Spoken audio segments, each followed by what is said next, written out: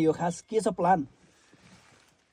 के हो भन्दाखेरि आज 35 वर्षसम्म गरिब जनताको खुन चुस्ने जुकाहरूको अनि जुन जनता बीचमा भ्रम गर्ने उनको सब अनि के भन्दाखेरि नाटक हामीले देखियो।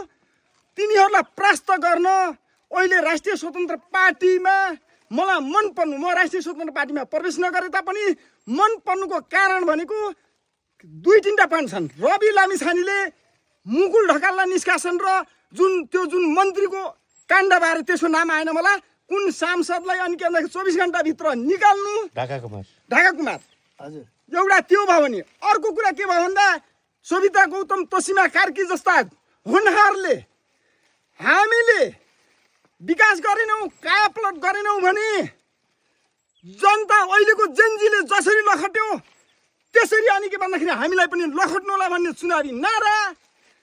तेस्रो पोइन्टमा तपाईँको अरू पार्टीहरूले सामदाम दण्ड भेदभाव अपनाएर पार्टी प्रवेश गराउने छ भने राष्ट्रिय स्वतन्त्र पार्टीको के छ भन्दा तपाईँ पार्टी परिवर्तन नगर्नुहोस्, केवल 5 वर्ष एकपटकलाई मत परिवर्तन गर्नुहोस् भन्ने यी तिनवटा बुदाले। र अर्को कुरा, हाम्रो यो चाहिँ गरिबी देशमा विदेशमा चाहिँ के भन्दाखेरि छोराछोरीहरूलाई हामीले पठाएका छौँ। आज सरकारी भिसामा प्लेन खर्चबाट जाने ठाउँमा दुबई, कतार, मलेसिया, साउदी जस्ता खाडीहरूमा आज 4 लाख 5 लाख चाहिँ नि असुलेर पठाएका छन्।